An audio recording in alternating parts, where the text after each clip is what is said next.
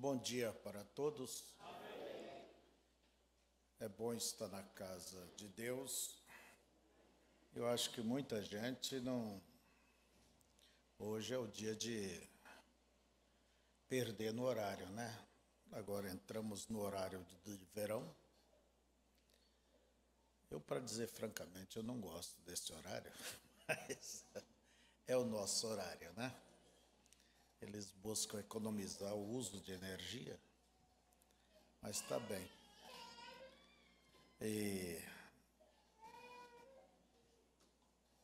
Então você lembra que à tarde, lembra do horário novo e à tarde também, nós temos o culto de Santa Ceia. Vamos fechar os nossos olhos. Pai, elevamos nossos pensamentos a Ti. Quando de manhã as nossas mentes estão mais vazias, mais vazia e mais pronta para captar o que o Senhor pode nos falar. E viemos com todo o nosso coração aberto para receber do Senhor a Tua palavra. Que o Senhor escreva nele, ó Deus, pelo Teu Espírito, a Tua palavra em nossos corações. Como disse Davi, guardei a Tua palavra no meu coração para não pecar contra Ti. Uma vez o Senhor escreveu sobre tábuas de pedra, mas nossos corações tira, Senhor, qualquer dureza, qualquer pedra, e faça com que seja coração de carne, escreva nele a Tua lei. Peço que o Senhor conduza-nos nesta manhã e que a gente não venha aqui somente para dizer, foi um bom culto, foi uma boa palavra, e sai e daqui um pouco já não lembra de nada. Mas ponha dentro do coração do Teu povo, para que possamos, ó Pai, ter um aproveitamento nesta manhã, por termos vindo aqui. Que o Senhor faça com que o Teu propósito se realize em nossas vidas. Amém. Conduza-nos, pois em nome de Jesus rogamos. Amém. Podeis assentar.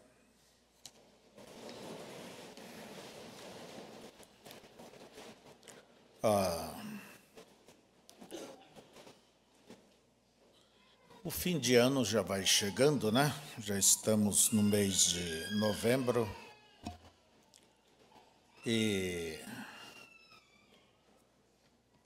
logo será dezembro. E o tempo rola muito rápido. Eu quero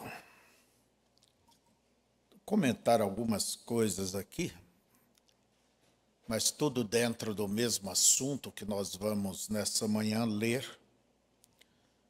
Um pequeno folheto, uma pequena mensagem trazida pelo nosso profeta.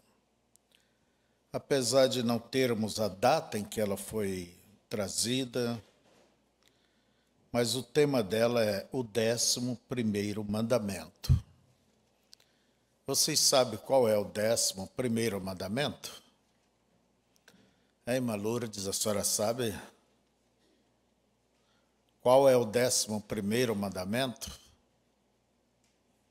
Não? A irmã Márcia sabe, né, irmã Márcia? Você pode pensar, mas tem 10 mandamentos.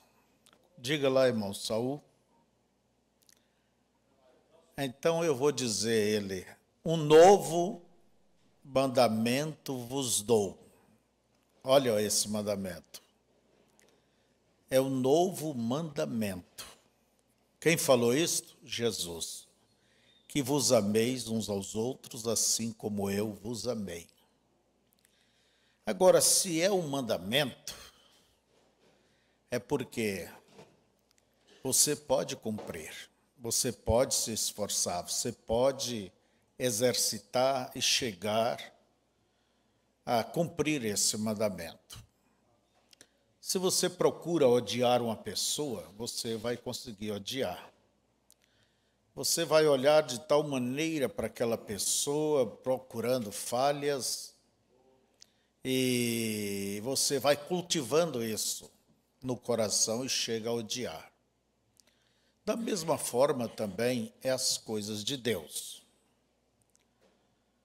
E o amor, ele não é um dom, como o caráter não é um dom. São coisas que temos que procurar e desenvolver em nossas vidas. Por isso a Bíblia diz sobre o exercício espiritual. Exercitar as coisas espirituais. Então, eu quero dizer a vocês que tudo cai por terra, tudo cai por terra. A tua fé, o teu conhecimento, tudo cai por terra se o amor de Deus, ele não se nós não aplicarmos o amor de Deus. E o amor de Deus, podemos ver, amar a Deus sobre todas as coisas, com todo o teu coração, com todas as tuas forças, tua alma.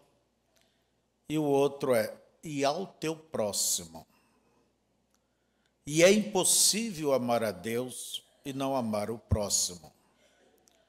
Por isso, São João, na sua primeira carta, ele diz que o amor é de Deus. Como pode você dizer que ama a Deus se não ama o seu irmão? Eu lembro que o profeta disse o seguinte, que eu amo a Deus porque eu sei que eu amo a vocês. Então, a visibilidade deste amor é saber que amamos uns aos outros. Agora, Jesus disse uma coisa no Sermão da Montanha: se amardes somente aos que vos amam, que recompensa tereis? Também os pecadores amam aqueles que o amam. Levar um pratinho de doce por cima da cerca para a vizinha que amamos é fácil. E aquela que tem uma cara torcida contigo? Ô vizinha, eu fiz aqui um docinho de coco. É bom? Não é bom, é necessário. Mas você tem que começar a vencer você. Não é? E a maneira de se vencer é pelo amor. Entende? A própria Bíblia, em 1 Coríntios, capítulo 12, depois de Paulo falar sobre todos os dons, e é tão bom os dons, eles entusiasmam, os dons eles nos animam, eles maravilhosos. Mas Paulo disse o seguinte, que eu vos mostrarei um caminho mais excelente, quer dizer, maior, melhor do que os dons. Do que dom de cura divina, do que o dom de fé, do que o dom de maravilhas, do que o dom de línguas, do que qualquer outro dom. E ele diz, eu mostrarei um caminho mais excelente. Então, irmão Paulo, nos mostra esse caminho tão excelente, tão alto. E em Coríntios 13, daí ele começa. Ainda que eu falasse a língua dos homens e dos anjos, e não tivesse caridade, caridade é amor. seria o metal que soa ou como o sino que tine. Aquela coisa seca, né? Tem. Né? Olha bem. Ainda que falasse a língua dos anjos e dos homens e não tivesse caridade, eu vou ler amor. Seria como o metal que soa ou como o sino que tine. Ainda que tivesse o dom de profecia e conhecesse todos os mistérios e toda a ciência, e ainda que tivesse toda a fé de maneira tal que transportasse os montes, e não tivesse caridade, nada seria. Busca muita fé, e está bem, pode ter. Todos podem alcançar essa fé de mudar as montanhas, de superar qualquer obstáculo. Mas se não tiver o amor, é como eu disse, tudo cai por terra. Ainda que distribuísse toda a minha fortuna para sustento dos pobres, e ainda que entregasse o meu corpo para ser queimado, e não tivesse caridade, nada disso me aproveitaria. Em Colossenses capítulo 3, verso 14, diz que o amor é o vínculo da perfeição.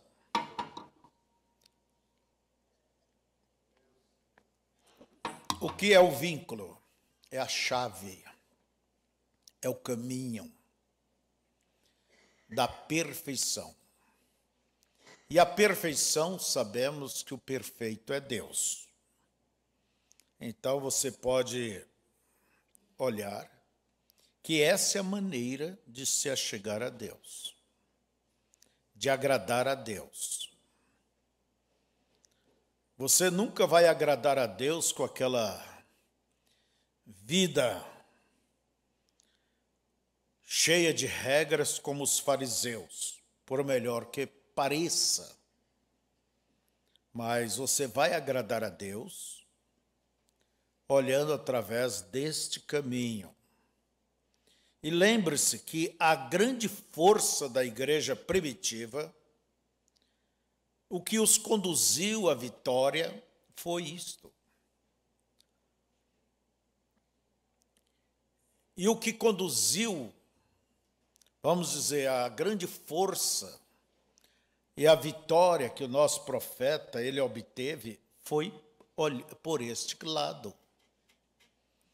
Quando ele orava por uma pessoa, ele procurava ter sentimento por aquela pessoa, se colocar no lugar daquela pessoa. Por isso ele disse na mensagem Veio Adentro, eu conquisto os demônios com amor. Como que ele conquista? Tirar os demônios das pessoas, compadecendo das pessoas. Então, é ali que você expulsa o demônio. É ali que você consegue ter sucesso nas suas orações. E ele mesmo diz que o diabo não é expulso por um coração, eu esqueço a palavra, maldoso, quer dizer, seco, cheio de rancor. Não. Então, irmãos, que tal a nossa mensagem que Deus nos deu nesse tempo, que tudo pode cair por terra se nós não trilharmos este caminho. E você deva se esforçar, e deva procurar, e deva buscar, entende? Deva buscar andar por este caminho. E uma vez alguém me disse assim, porque eu comer verdura é igual tomar remédio. Não, você come a verdura, vai comendo devagar, vai indo, daqui um pouco o cérebro acostuma. E vocês sabem que é uma verdade. O cérebro vai acostumando. Dali um pouco você come não empurrando, mas por gostar. Mas eu ainda não gostei bem não, viu?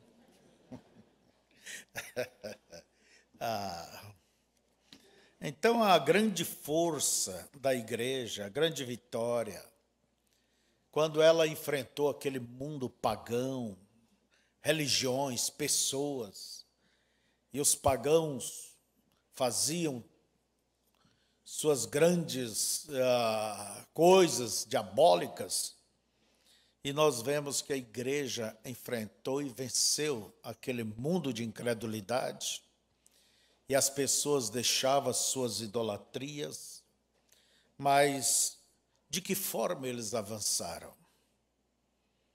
Levando em seus corações o amor divino, o amor por as almas, e as atitudes que demonstrava realmente, não palavras, mas atitudes. Temos aqui essa pequena mensagem titulada O 11º Mandamento. O irmão Brana, quando o amor se projeta, inclusive nós temos ela também, ela já foi... Projetando o Amor de Deus, né? Boa noite, amigos. Eu gostaria de falar a vocês nesta noite sobre o tema Quando o amor se projeta, a graça toma o controle. Extraindo meu texto de São João, capítulo 3, verso 16. Porque Deus amou o mundo de tal maneira que deu seu Filho unigênito, para que todo aquele que nele crê não pereça, mas tenha a vida eterna. Ela é diferente da outra, né?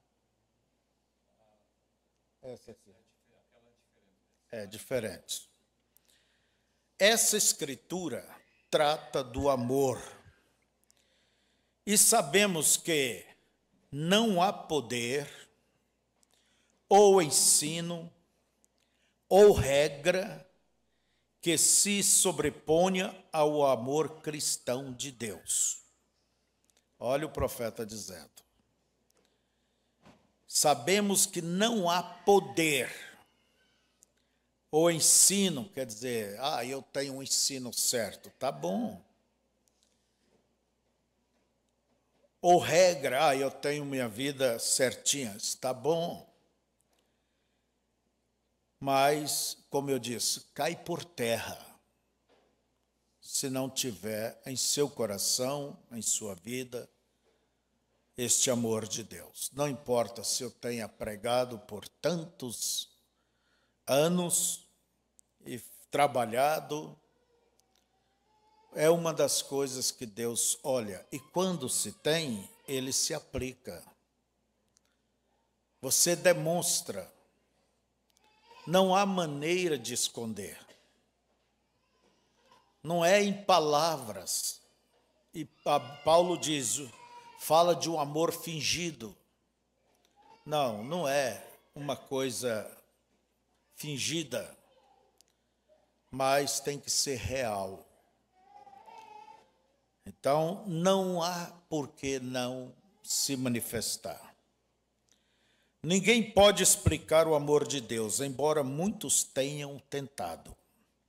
Os poetas e compositores falharam. E nós, como ministros, pregamos o amor de Deus, mas não podemos explicar completamente o seu maravilhoso amor.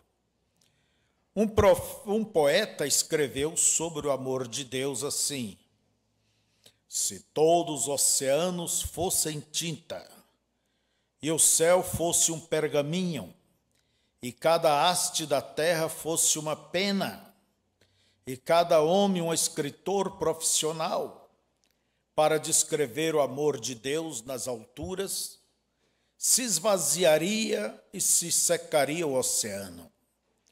nem poderia os rolos de pergaminho contê-lo todo, ainda que estendidos por todo o céu. Eu sempre pensei no grande poeta que escreveu isso. Desde quando pela fé eu vi aquela corrente que flui das tuas feridas abertas, o amor redentor tem sido o meu tema e será até eu morrer. Eu penso que se existe uma coisa necessária na grande igreja universal de Deus, nesta noite é amor. Nós não precisamos de nossos dons e emoções tanto quanto pensamos que precisamos. Você vai pondo isso em seu coração. Embora eles sejam maravilhosos e damos louvor a Deus porque os temos, mas se esses dons não são governados pelo amor, eles não são eficazes. O amor deve governar o lar. Um lar que não é disciplinado pelo amor não é muito um lar. Se marido e mulher não se amam solenemente, não podem confiar um no outro. Lembre-se, o amor é a força mais poderosa do mundo. E em vez de repousar nossa fé em alguma emoção, tudo bem quanto a ela, ou em algum dom, tudo bem quanto a ele, como gritar ou falar em línguas e etc., devemos descansar nossa fé no amor de Deus. Temos que voltar a este princípio, o amor em primeiro lugar. Depois, essas outras coisas. Se fizéssemos isso, nossas igrejas progrediriam muito mais rápido, porque Deus é amor. Então, aí está falando sobre o lar. Não é aquela autoridade, eu sou o chefe, eu que mando. Não, irmãos. Não é para a correção às crianças, tem que ser porque você deseja o bem dela, você as ama. Não é certo? Agora, a palavra amor tem dois significados diferentes, com dois termos diferentes para descrevê-la. No grego, um tipo de amor é chamado filho. Esse é o amor natural que você tem por sua esposa. Mas o amor ágape significa amor divino. E esses dois tipos de amor são opostos entre si. Por exemplo, com o amor que você tem por sua esposa,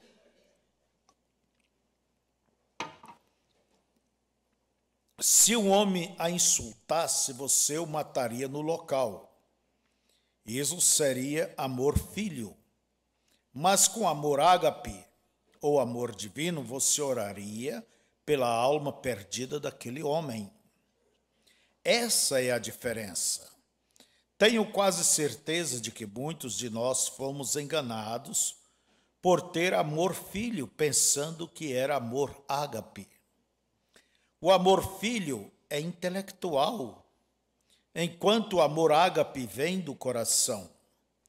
O amor humano ou amor afetuoso é da mente.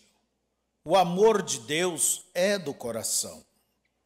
Agora, o amor filho sempre duvidará e questionará, mas o amor ágape sempre descansará e estará em paz. O amor humano está sempre raciocinando. O amor de Deus nunca usa o raciocínio.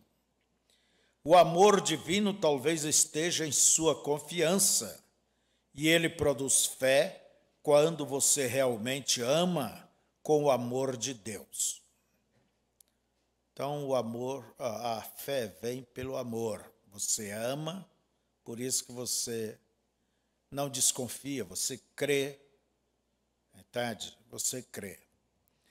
Muitos que estão aqui nesta noite podem dizer: você quer dizer que vai ler apenas esse pequeno versículo da Escritura e isso é tudo? Mas meus amigos, há o suficiente neste pequeno versículo das Escrituras para mandar você para o céu ou condená-lo ao inferno para sempre. Sua atitude em relação a essa pequena escritura selará o seu destino eterno. Então vamos agora pensar sobre essa escritura por um instante. Como a escritura é pequena, há muitas pequenas coisas que podemos fazer nesta vida. Mas Jesus disse: se você der um copo de água fria em meu nome, você será recompensado. Estou tão feliz que ele vê as pequenas coisas que fazemos. O amor é uma força poderosa. E quando o amor é projetado e quando chega ao fim de sua força, então a graça soberana o levará dali em diante e concederá o objeto que o amor pediu. Essa é a razão por que temos um Salvador nesta noite. Deus amou o mundo de tal maneira, e seu amor sendo projetado para o mundo, produziu um Salvador. Deus queria tanto ver você bem que seu amor saiu e produziu uma expiação pela sua doença, como também pelos seus pecados. Foi o amor de Deus que o constrangeu a fazê-lo. Nada é maior do que o amor. Ele traz confiança, traz fé, traz perdão. O amor não tem medo, o amor expulsa o medo. Eu tenho encontrado muito medo entre os cristãos. Isso não é certo e não deveria ser assim. O medo é a falta de confiança. Mas se você ama e tem confiança, você lançará fora o medo. Deus quer que você tenha amor e confiança nele. E isso vai afastar seus temores e trazê-lo para servi-lo com um amor maior. O amor não é baseado em leis legalistas que temos que guardar. O amor é baseado na fé uns nos outros. Fé em Deus, confiança em Deus, confiança em Deus. E eu lhes direi isto, meus amigos: quando o amor de Deus entrar em seu coração, você não sairá por aí ferindo ou sendo ferido. Quando você crê em Deus, realmente crê nele, e se casar com ele, você morre para as coisas do mundo. Então Deus projeta seu amor e seu amor faz de você o que você é. Eu desejo lhes contar um testemunho pessoal de algumas das minhas experiências com amor. Minha vida não é mística como as pessoas pensam. Não é. Seu amor, essa é a coisa principal. É amar a Cristo. Não apenas dizendo que ama, mas do seu coração amando-o. Tenho visto o mais cruel dos demônios ser conquistado. Tenho visto animais selvagens prostrarem-se na presença do amor de Deus. O amor lança fora o medo. Alguns de vocês aqui nesta noite podem se lembrar da noite em Portland, Oregon.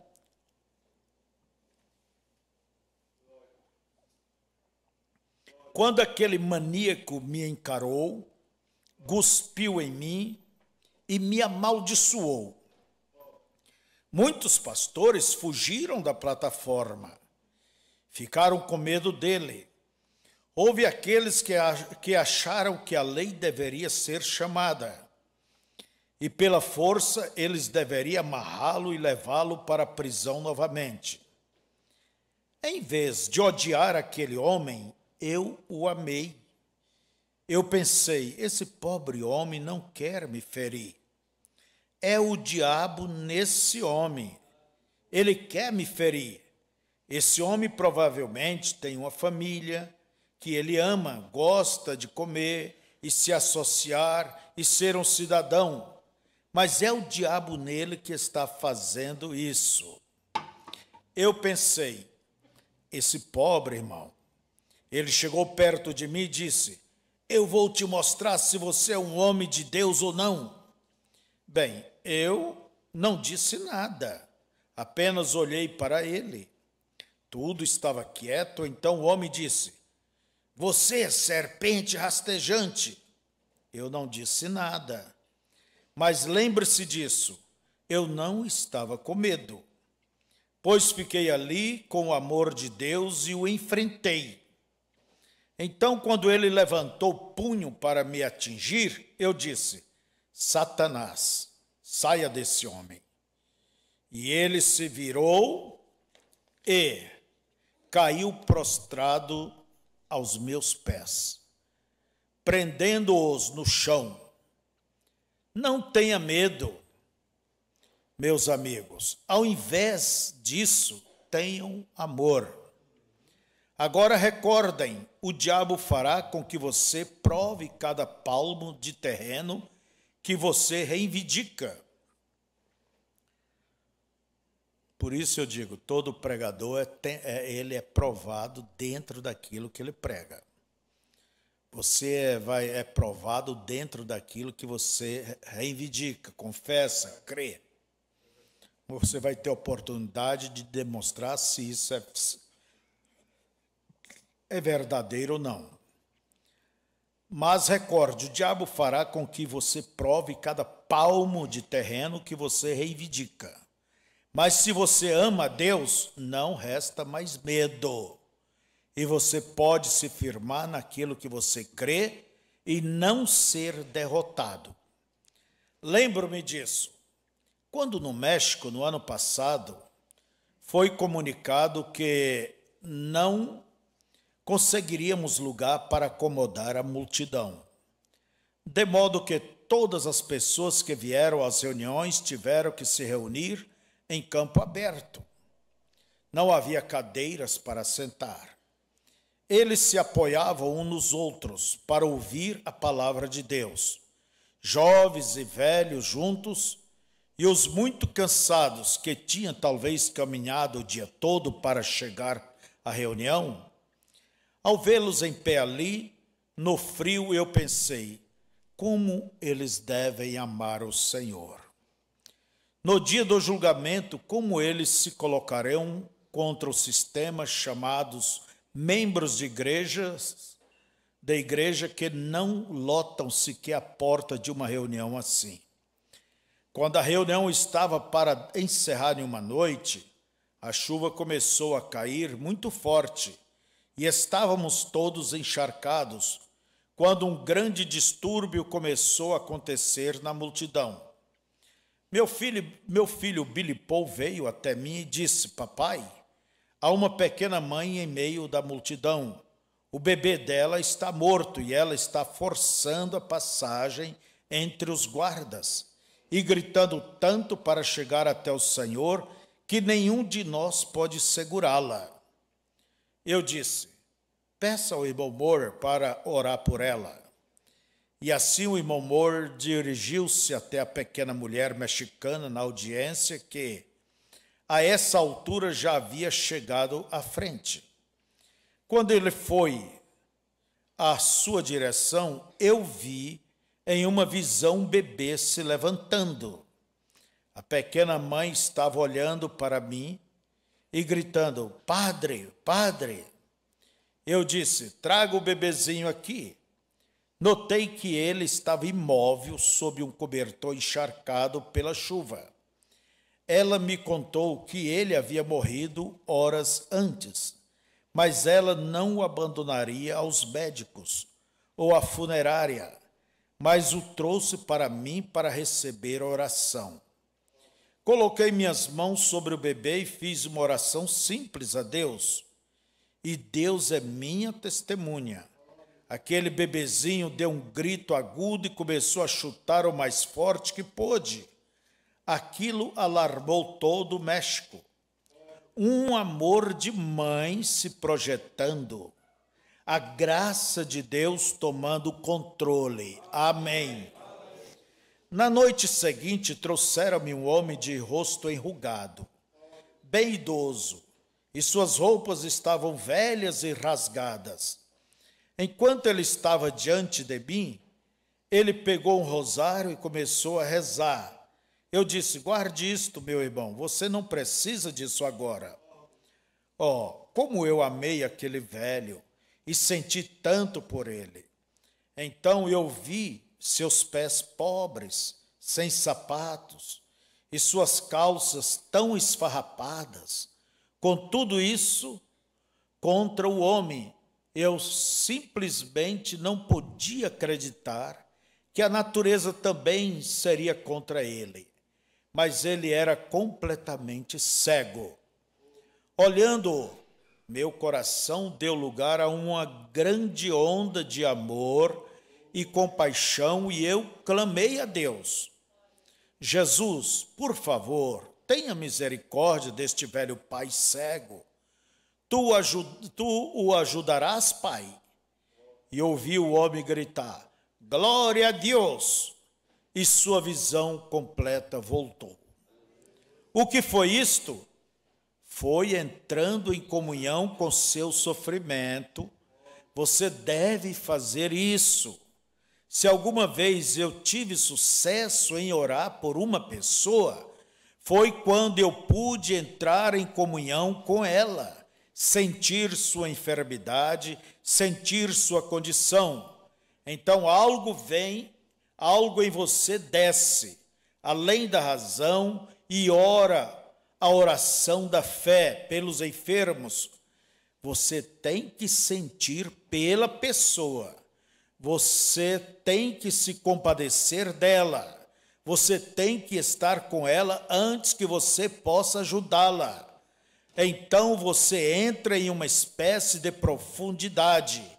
É o amor de Deus que está além do amor humano. Vou lhes dizer, então vocês observam, e isso são coisas que deve realmente ser postas em práticas, guardadas no coração para praticar. Por isso que se deve dar mais tempo na oração para com o enfermo, sentir a sua pena dele, ter dó, se colocar no lugar daquela pessoa, como se ali fosse teu filho, tua filha, alguém que você ama profundamente. Pode ver que as orações são diferentes do que por um estranho que você nunca viu. Então, irmãos, mas o profeta nos diz que primeiro é preciso ter este sentimento, porque Deus, ele opera através disso aí. Você pode dizer, mas e a fé? Sim, a fé, mas ela é elaborada através do amor. Você confia em tua esposa, por isso porque você ama ela. Vou lhes dizer outra coisa. Vocês podem me considerar um fanático depois disso, mas vou lhes dizer de qualquer forma. Todo o meu ministério tem sido envolvido em torno do amor. Se eu puder amar ou estar em sintonia com o que for que estiver diante de mim, algo acontece. Quando eu era guarda florestal, alguns anos atrás, eu estava na mata e em campos cuidando do meu trabalho. Quando me lembrei que não longe de onde eu estava patrulhando, havia um amigo que estava doente e precisava de mim. Eu pensei em ir até este amigo agora. Enquanto eu estava tão perto, então eu comecei a atravessar o campo que tinha sido cercado, sabendo que esse era o caminho mais curto. Então eu coloquei minha arma no assento da caminhonete, saltei a cerca e comecei a atravessar o campo para a casa do meu amigo. Quando eu estava a cerca de uns 200 metros da cerca, eu vi um grande touro escuro se levantar diante de mim. De onde ele veio? Então eu me lembrei que ele era um touro assassino que fora trazido da fazenda do Burke, apenas alguns meses antes dele ter matado um homem. Mas como ele era um verdadeiro touro reprodutor, eles o venderam a essa fazenda. E eu tinha esquecido que ele estava ali. Ali estava ele a cerca de 30 metros de mim. Eu ia pegar a minha arma, mas ela não estava ali, estava no caminhão. Então eu a deixara. Estou feliz por tê-la deixado lá, senão eu teria matado o touro. Depois iria e pagaria por ele. Ele bateu as patas do chão um pouco e começou a vir em minha direção. Eu sabia que a cerca estava muito longe, e tudo que havia perto de mim era um pequeno carvalho, matagal, ali atrás. O que eu poderia fazer? Não importa onde eu me virasse, ele me pegaria. Era a morte. Então eu pensei em meu Senhor, e em meu coração eu dizia: vou caminhar até a minha morte da maneira mais corajosa que eu puder, confiando em Jesus Cristo. Tão logo isso veio no meu coração. Agora, por favor, não tome isto como infantil. Algo aconteceu. Eu desejaria que isso acontecesse agora mesmo. Sempre nesses casos é que algo acontece.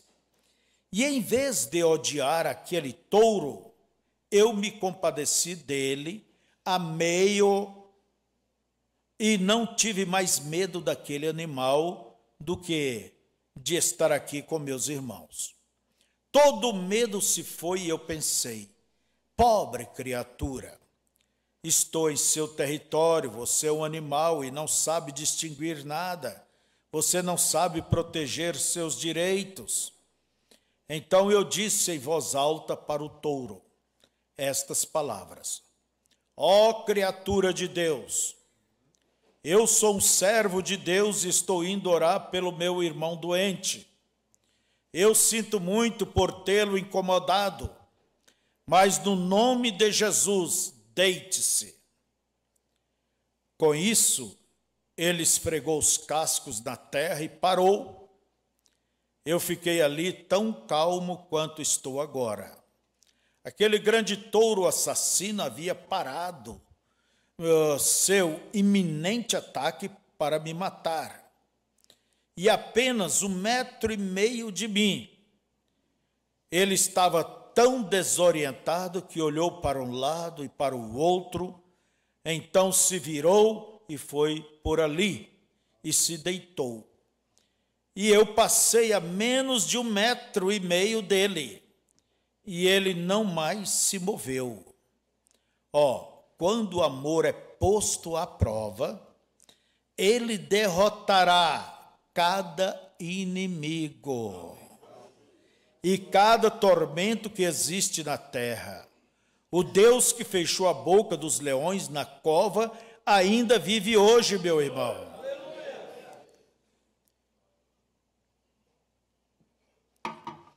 Minha esposa, que está aqui em algum lugar nesta noite, sempre reclamou comigo por cortar a grama sem camisa.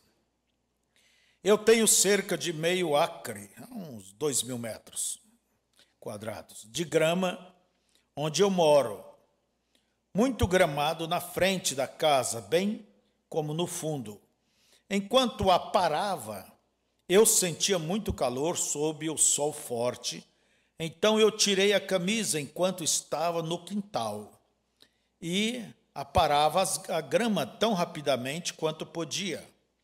Logo uma convocação para orar por uma pessoa enferma apareceria e eu correria para dentro da casa, trocaria minha calça e roupas suadas e reapareceria em poucos minutos mais apresentável.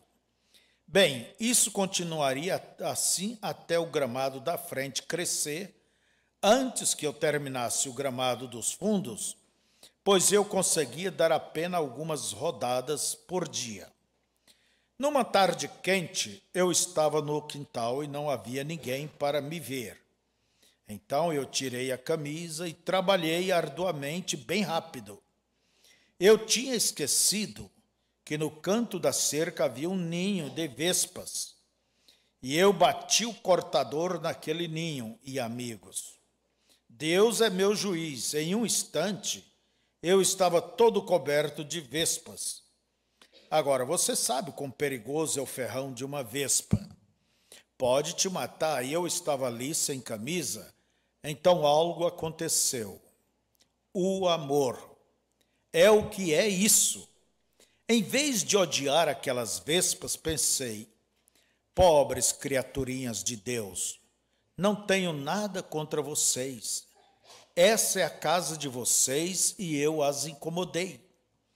Então eu disse em voz alta para as vespas, sinto muito por ter esquecido que sua casa era aí. E eu assustei e perturbei vocês, por favor, me perdoe. Isso soa infantil, mas eu penso que é melhor sermos crianças de Deus do que agir sempre como adultos, tentando resolver as coisas sozinhos, muitas vezes.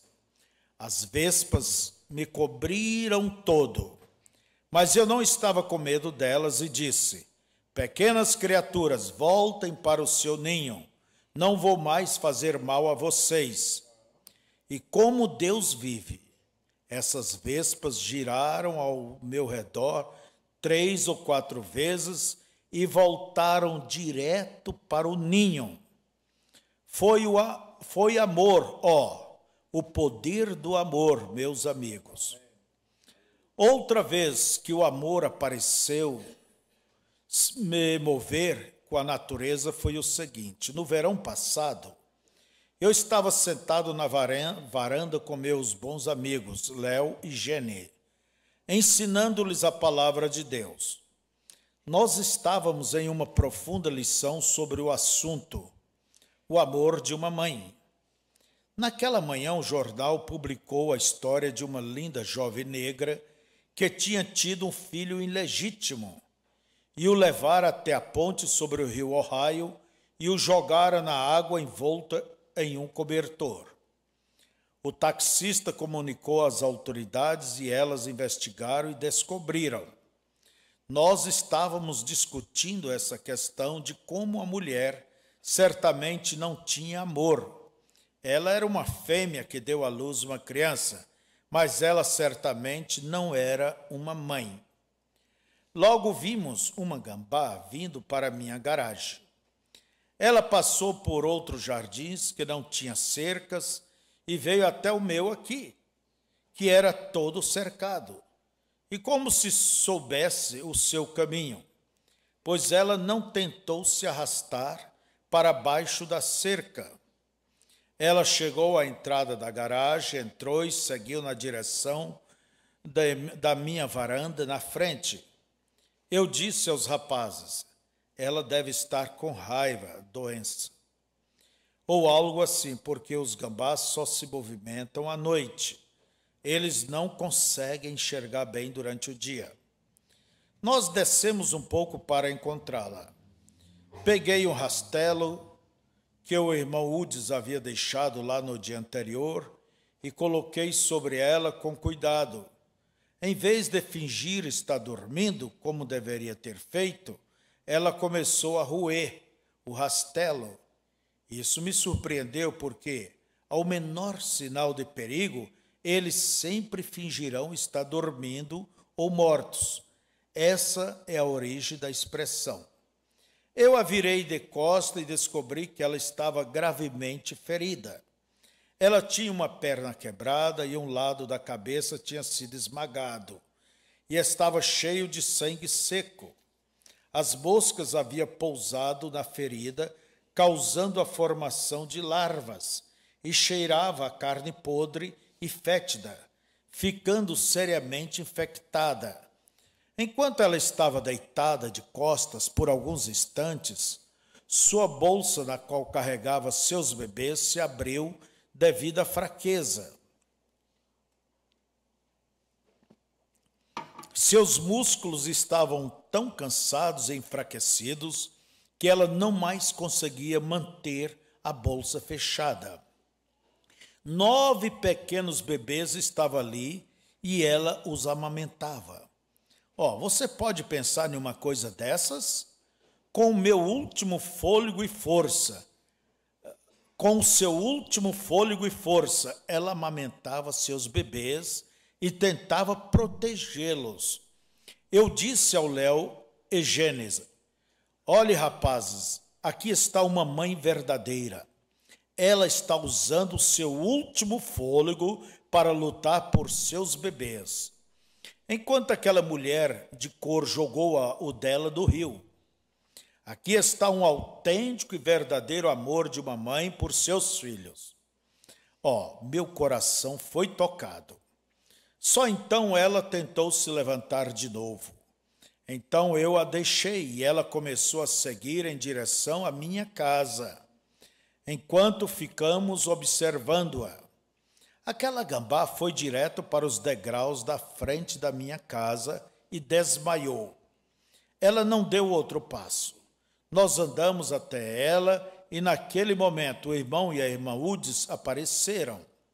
A irmã Udes, que é veterinária, disse-me: ela está gravemente ferida para continuar vivendo. Então o senhor terá que matá-la, irmão Brana. Eu respondi: não posso. E ela afirmou: mas ela vai morrer e os bebês morrerão de fome. Ela disse: pegue então os bebês e mate-os rapidamente. Ela me garantiu que seria melhor matá-los do que deixá-los sofrer. Mas, eu não poderia fazer isso. Então ela disse: bem, pegue uma arma e atire na pobre coitada, irmão Brana. Eu respondi: não. Eu não creio assim, irmã Woods. Eu simplesmente não poderia fazer isso. Então ela interrogou: o senhor é um caçador, não é? E eu respondi: sim, mas eu não sou um assassino. Então ela disse: bem, deixa meu marido fazer isso então. Mas eu não percebi que esse plano deveria acontecer de outro modo. Então eu disse: bem, vamos dar um tempo. O dia passou e naquela noite eu saí para dar uma volta com minha família. Quando retornamos, fui ver a gambá, se a gambá estava ali, se a gambá ainda estava lá. Ela estava lá, sim, mais perto da morte do que nunca. Eu sabia que se ela tivesse tido alguma força, ela teria se movido assim que escurecesse, pois eles se locomovem à noite. Mas ela se deitou ali e seus bebês ainda estavam tentando mamar. Eu me senti tão pesaroso por aquele pobre animalzinho ferido que estava ali morrendo.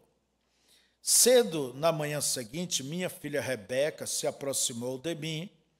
Era 6 horas da manhã e eu tinha acabado de ir ao meu quarto para meditar no Senhor. Ela disse: papai, eu simplesmente não consigo tirar aquela velha mãe gambá da minha cabeça. Respondi: eu também, Becky. Então decidimos ir olhá-la. E enquanto estávamos de pé ao lado dela, no início da manhã, ela parecia pior do que nunca. Sua respiração estava tão lenta que você mal podia detectá-la. Beck começou a chorar. Então nós entramos e eu ordenei que ela voltasse para a cama.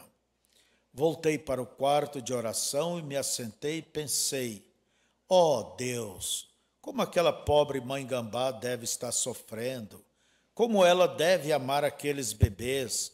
Espero não ter que vê-la morta. E enquanto eu estava sentado ali, algo me disse: você estava pregando ontem sobre ela. Você a usou como seu texto. Respondi: isso é certo. Você disse que ela era uma mãe verdadeira. Eu confirmei: isso mesmo. Mas eu a mandei para a sua porta e ela ficou na sua porta como uma dama por 24 horas esperando a sua vez de receber oração e você não disse uma palavra. Eu disse: bem, eu não.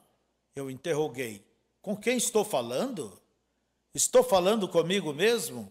Eu pulei e pensei: ó, és tu, Deus? És tu, Deus? Abaixei a cabeça e clamei: ó Deus misericordioso, perdoe teu humilde servo por não saber. Eu sinto muito, querido Senhor, por ser tão estúpido e tão desprovido de sabedoria. Perdoe-me, eu rogo, querido Senhor. Em seguida eu corri para a velha mãe Gambá e, ajoelhando ao lado dela, levantei a cabeça a Deus em oração pela recuperação dela. Coloquei minha mão em seu corpo quase sem vida e orei reverentemente. Quando fiquei de pé novamente, a vida começou a entrar novamente em seu corpo. Ela ficou de pé, pegou seus bebês, olhou para mim como se dissesse: obrigado, bondoso Senhor. E começou a atravessar o gramado para a entrada da garagem. Dali ela seguiu, então se virou e foi direto para a estrada, do jeito que ela veio, e entrou para a mata. Como eu me regozijei, ó como eu louvei a Deus. Ele havia guiado uma pobre velha Gambá moribunda à minha porta para receber oração e a ressuscitou para a vida. Um animal que nem mesmo tem uma alma para o Espírito Santo habitar. Mas Deus o guiou por sua poderosa mão. Tanto quanto sei, ela está vivendo hoje, criou sua pequena família.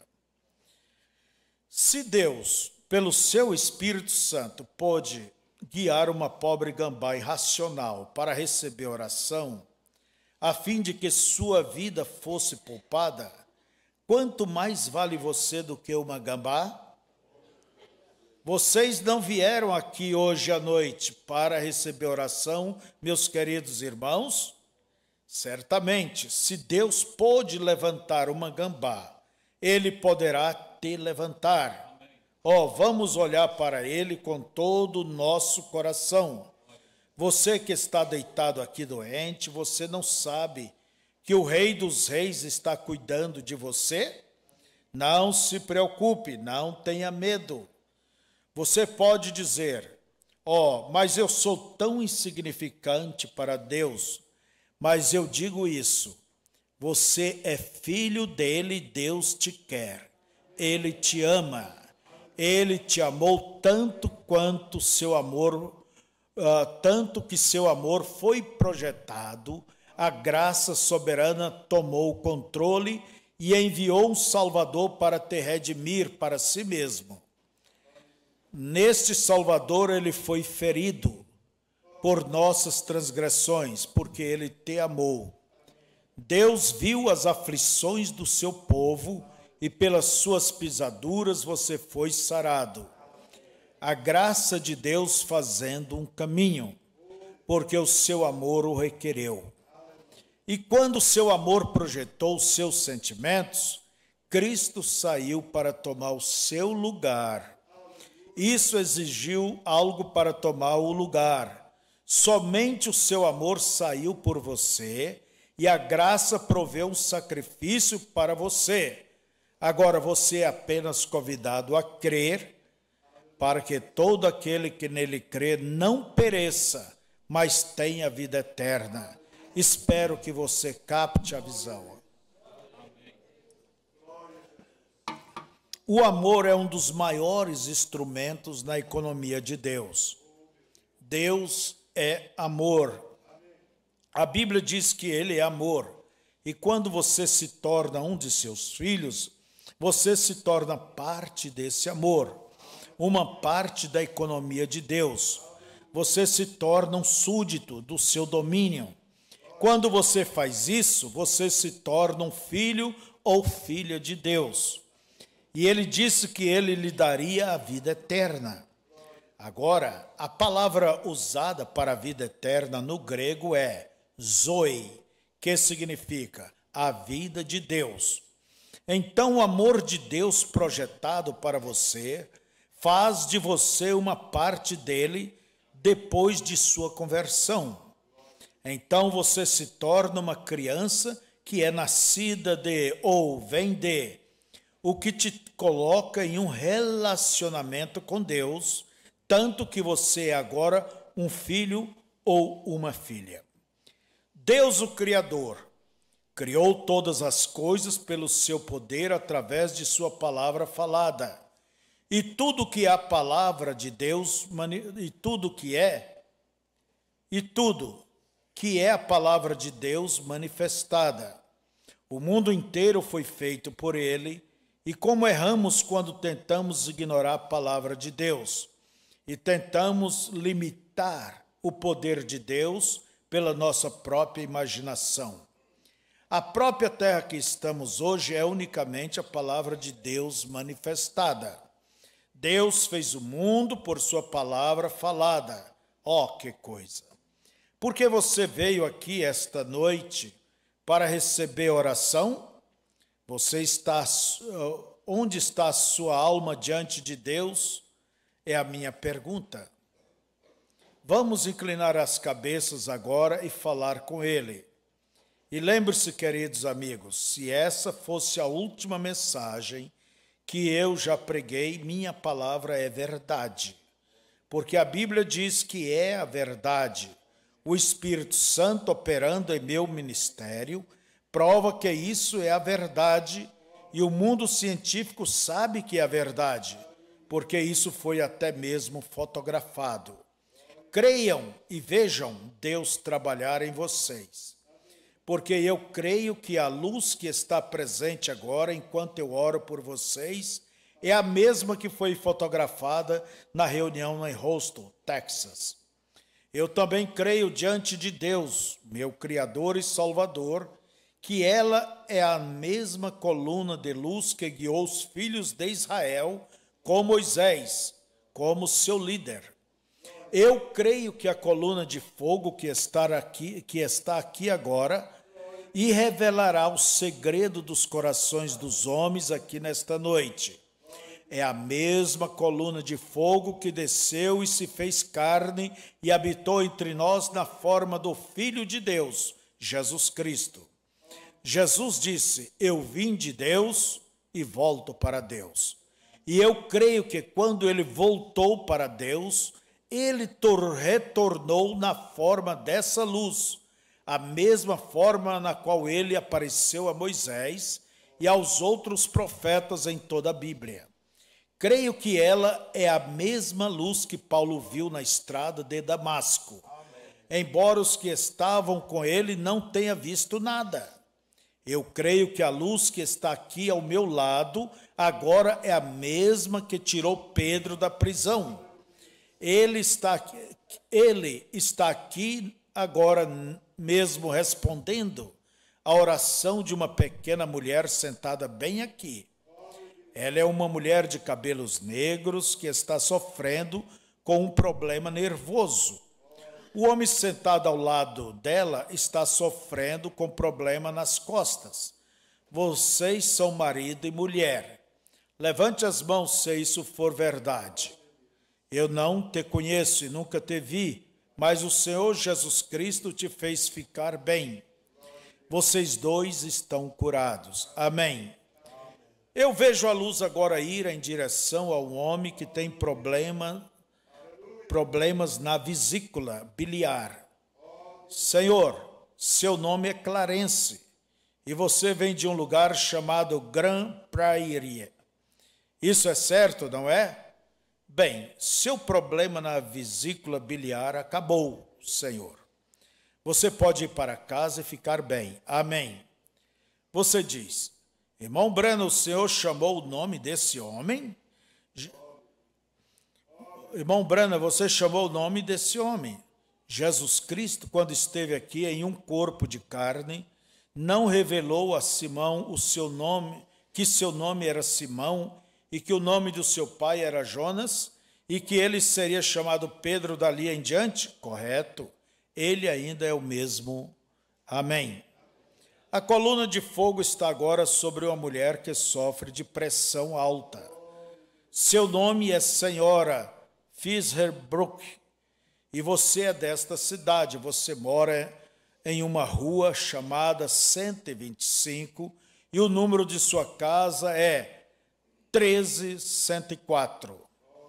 13.104. Se isso for certo, levante a mão. Tudo bem. Vá para casa, você está curada, senhora. Jesus Cristo te cura. Eu desafio vocês, pessoas, a crerem. Olhem para Deus e vivam e creiam. A luz agora desce aqui sobre essa senhora da primeira fila, senhora Parr, que tem um problema no coração, não é mesmo? Você crê que Deus vai te fazer ficar bem? Seu pai ao seu lado tem problemas espirituais. Você não é desta cidade, você é dos Estados Unidos, de um lugar que tem colinas, Warren, Pensilvânia. Se estiver certo, levante a mão. Você está curado agora, vocês dois. Jesus Cristo te cura. Amém. Eu vou fazer uma coisa agora. Todos aqueles que têm sentido um esfriamento em seus corações para com o Senhor Jesus Cristo, todos que estão longe da vitória nesta noite, todos os pecadores, venham agora a Cristo, que tem se demonstrado a vocês. Venham agora ao Senhor Jesus, todos os que querem limpar suas manchas de culpa. Cristo está aqui, venha para frente agora, enquanto Ele está aqui. Você vai fazer isso? Venha, amigo pecador, desviado, frio, morno, indiferente. Venha da galeria, estamos dando a você a oportunidade de vir agora e aceitar esse Senhor Jesus, que tira o ferrão da morte. Certamente eu sei do que estou falando. Ele não me deixaria fazer essas coisas para provar que Ele está aqui. Você quer tirar suas manchas de culpa? Venha logo aqui embaixo agora, cada um. Qual é o problema com vocês, canadenses? Qual é o problema? É bom ser conservador, mas não seja muito formalista. Você afugentará o espírito de você e você não terá nenhum reavivamento. Ouça-me. Eu falo no nome do Senhor. Rompam essa indiferença e esse formalismo que há entre vocês. Ajoelhe-se, você sabe que precisa de arrependimento.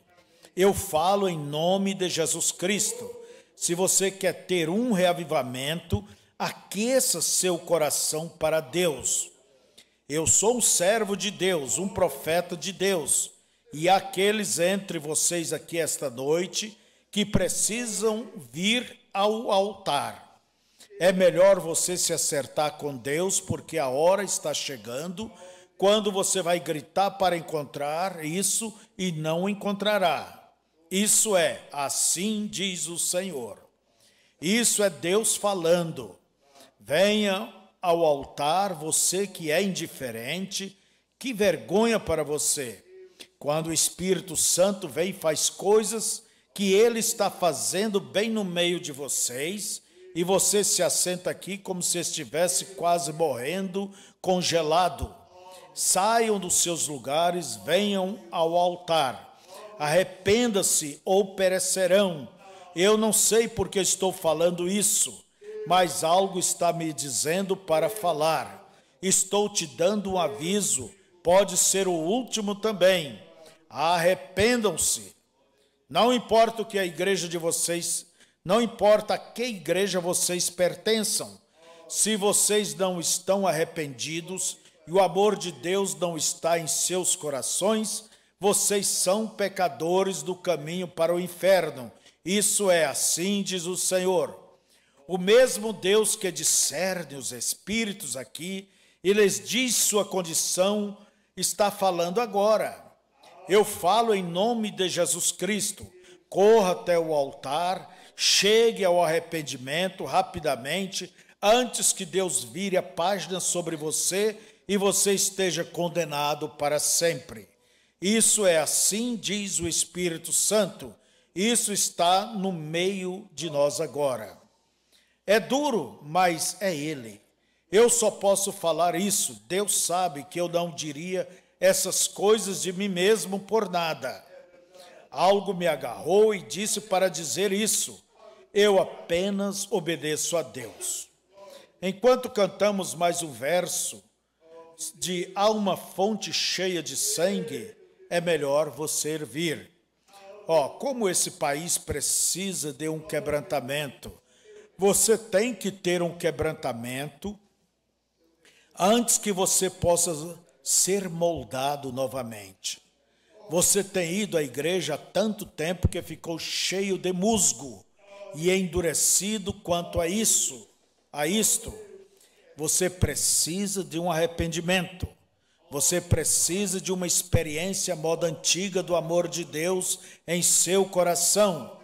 E lembre-se, minha voz te perseguirá enquanto você viver. Isso é verdade. Eu falo no nome de Jesus Cristo. Amém. Deixe-me dizer outra coisa. Se você tem algo contra alguém, é melhor você acertar agora mesmo. Está ficando escuro neste edifício. Não contenderá o meu espírito para sempre com o homem. Eu creio que eu me levantaria do meu assento e viria se meu coração estivesse aquecido por Deus. Eu viria ao altar. Amigos, não tenho visto isto acontecer por anos. Nunca tive tal sentimento com o que me veio alguns momentos.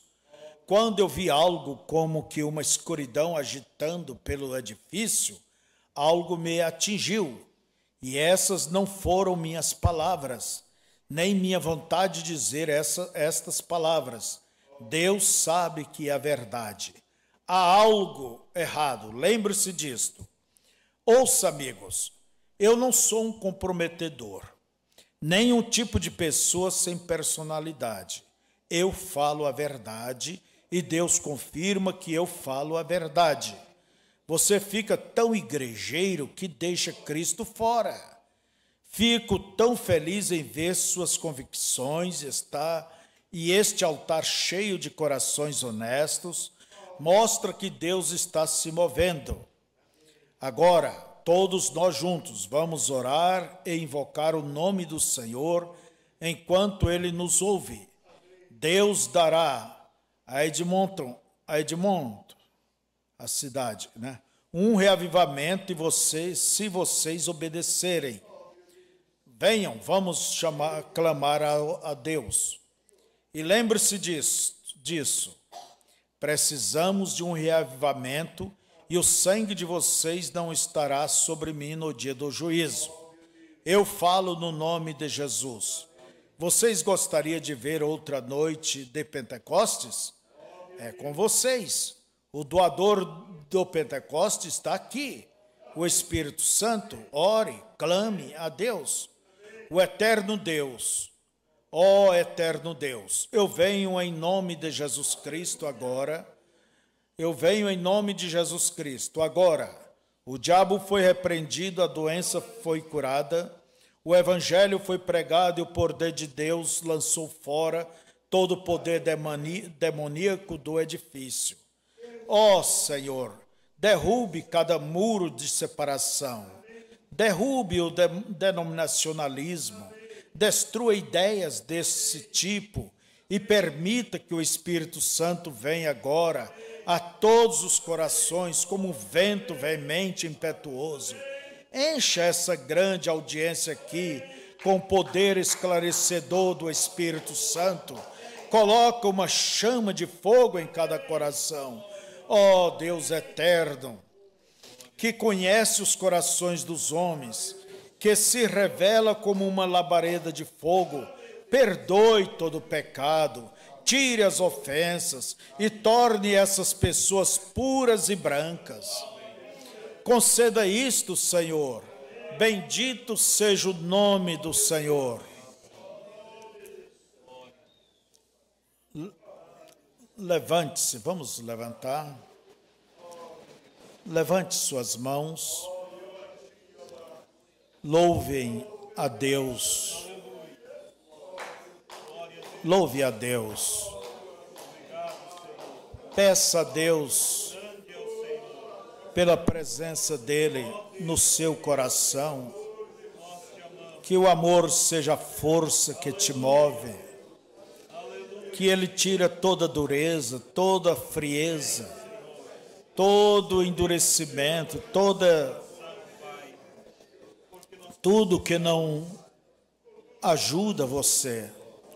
Peça a Deus por um quebrantamento, um reavivamento. Peça a Deus que perdoe teus pecados. Vamos agora, cada um ore. Toque nele. Clame a ele.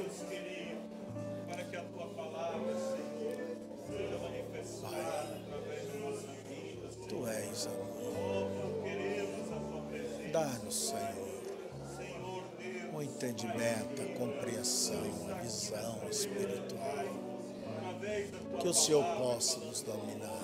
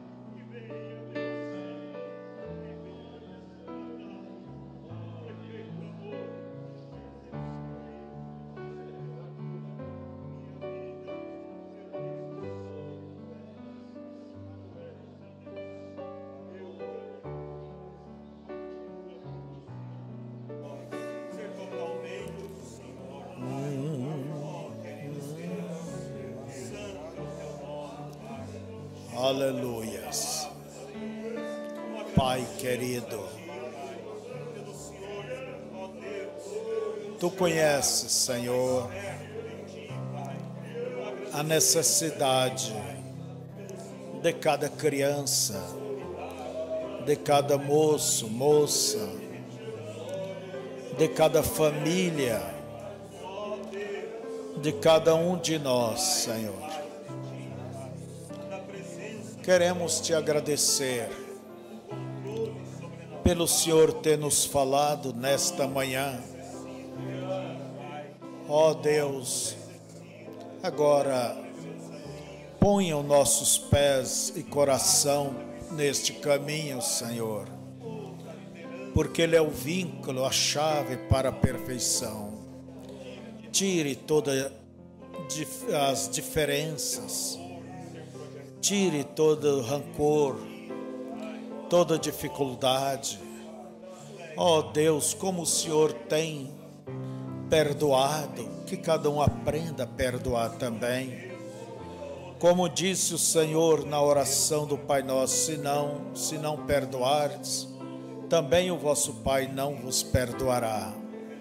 Senhor, que seja realmente um amor verdadeiro, genuíno, que cada um possa ser tocado pelo Senhor. Eu creio que o Senhor tem tocado e que eles serão diferentes e agirão diferentes, Senhor, e viverão diferentes, uma vida mais profunda em Ti. Abençoe nosso povo, abençoe a mim. Ó Deus, venha nos aquecer com a presença do Teu Espírito, em nome de Jesus. Amém, Senhor. Amém. Sublime amor, o amor de Deus, que a lira não traduzirá, além do céu, do infinito, maior que o mar, Ele é também. Ao pecador em aflição, seu Filho Deus doou. Ao sofredor deu Ele a mão e perdoou o mal. Sublime amor, o amor de Deus, quão insondável, Tu és, sempre a cantar teu grande amor, estarão os salvos do céu. São sobreviver do tempo fim, e o grande Rei aqui chegar. Ao homem vil e pecador, debalde então suplicará. O amor de Deus será fiel, inesgotável, leal. Ó grande Deus, não te demores em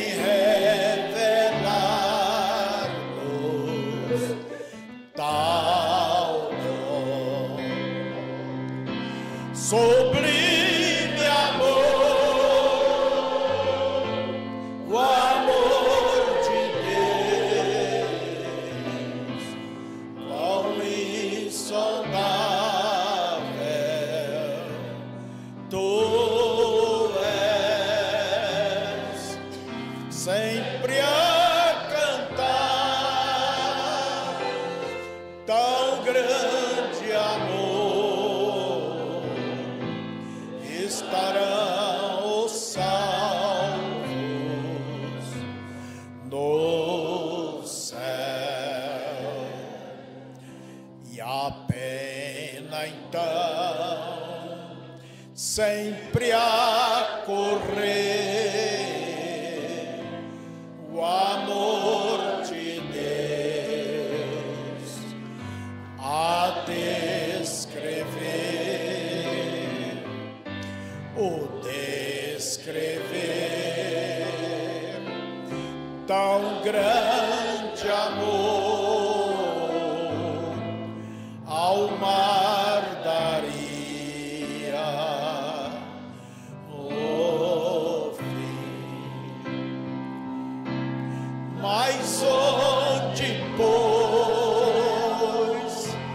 está o livro em que escrever tal amor, sublime amor, o amor de Deus, da fé, tu és sempre a cantar